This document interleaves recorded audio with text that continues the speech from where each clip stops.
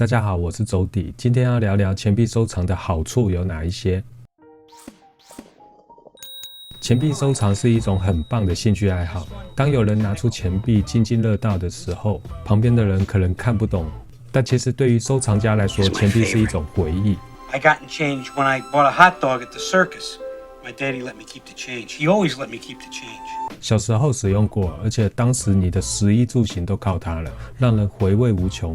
还有人小时候就想买钱币来收藏，但以前家境穷，买不起这些老钱币。现在事业有成后，反而希望可以得到过去得不到的东西，就算对自己成就的一种肯定吧。总之，收藏可以让人解压和开心的。You bought them because you like them. They have value to you. That's what matters. 再来也能透过钱币收藏，从小培养小孩的艺术细胞、历史文化的好奇心、责任感、储蓄概念。我身边遇到很多收藏钱币的人，不太愿意花钱买奢侈品，比方名牌包、跑车、名表之类的，不买所有马上转手会折价的东西，反而愿意买不动产、二手名表、限量酒类等等，购买任何有增值潜力的东西。这样的人比较不容易乱搞，对吧？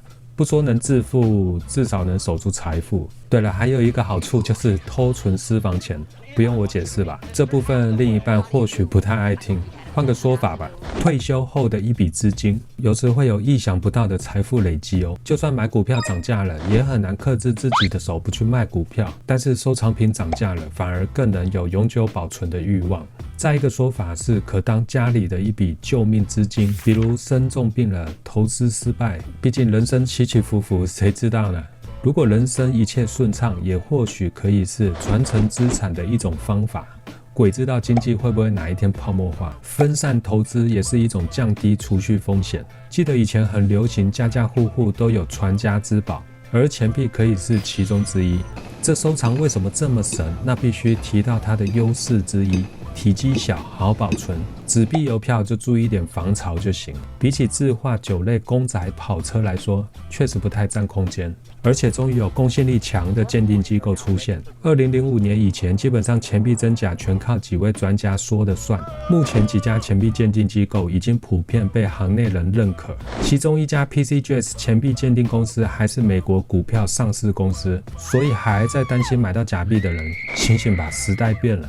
你可能会问，这样世世代代的传承会不会哪一天变垃圾了？也就是保值问题。有些公司或许会倒闭，房子或许会泡沫或倒塌，唯有国家发行的货币才能立足历代几千年的价值地位，就算传给后代子孙都能放心保值。由国家给你当后盾，想不认都不行啊。我们看看，如果假设我的祖先在战国时期给我留下当时的货币，现在拍卖会上会是多少钱？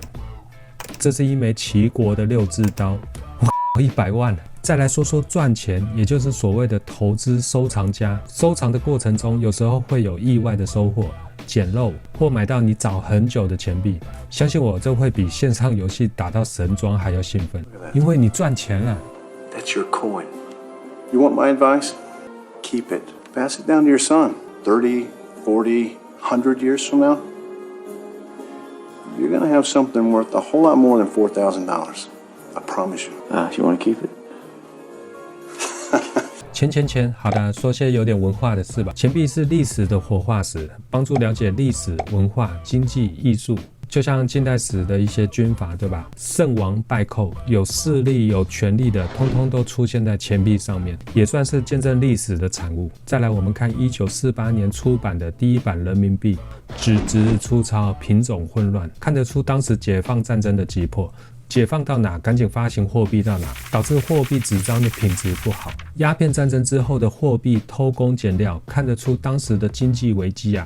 清朝晚期的龙银却是各地方政府铸造，这也能说明各地方政府分裂的情况。古代保守的父母会在女儿出嫁时送给女儿这些风花雪月的钱币，顺便教导性知识，看得出过去的保守啊。不过这些钱币确实看起来我也不能接受。钱币是古代历史文物之一，少数文物可以永久保存下来的。宋朝的纸张放到今天早就腐烂掉了，所以古代人使用竹片写字记事，瓷器也可能损坏掉，而且高档的都摆在博物馆里面，哪轮得到我们啊？与食衣住行息息相关的，唯独就是货币了，而且还是少有开放民众购买的文物。最重要的是，只要是国家发行的货币，钱币上面都会有时间、面值，甚至发行的地方单位等等资讯。你不需要像其他的历史文物一样，找文物鉴定机构帮你鉴定哪个朝代是否有收藏价值，是否仿冒的。其实钱币也算是一种疫情概念投资。前阵子很多国家的口罩越来越贵了，很多物资都短缺，这时你才会发现手上的钞票并不是万能的，遇到通货膨胀的可能性不能说完全没有。这时很多人为了避免通货膨胀的亏损，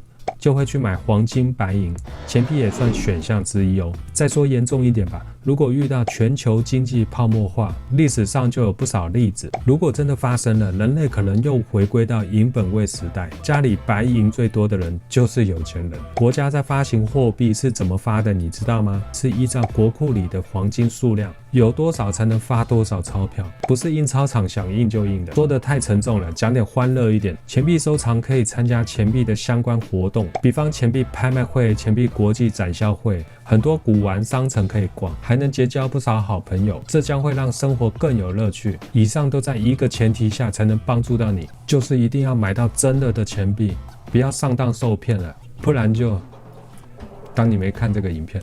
好啦，还有什么优点呢？欢迎您在下方留言讨论哦。我们下次见，拜拜。